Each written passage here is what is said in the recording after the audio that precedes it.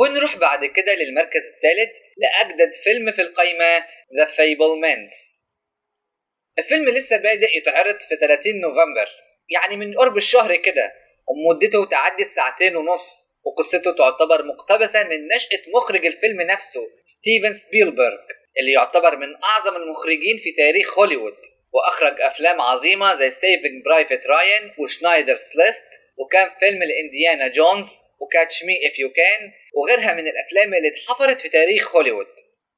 وهنشوف الفيلم ده من وهو صغير بعد الحرب العالمية التانية، وهيمر بإيه، وهيحب جدا مجال الأفلام، وواحدة واحدة كده هيبدأ يشتغل على أفلام خاصة بيه ويكبر في المجال ده، وقد إيه الأفلام مهمة وبتبين حقيقة الناس والبلا بلا بلا بتاع اللي بيعظموا في المجال ده وبيدوله أكتر من حقه. والفيلم مليان نجوم زي جابرييل ليبال وميشيل ويليامز وبول دينو وغيرهم الكتير من النجوم. وميزانية الفيلم قرب 40 مليون، بينما وأنا لسه في اليوم الخامس من عرضه عمل أكتر من 5 مليون دولار، ده في أول 5 أيام تقريبا. لما نشوف قدام هيعمل إيه.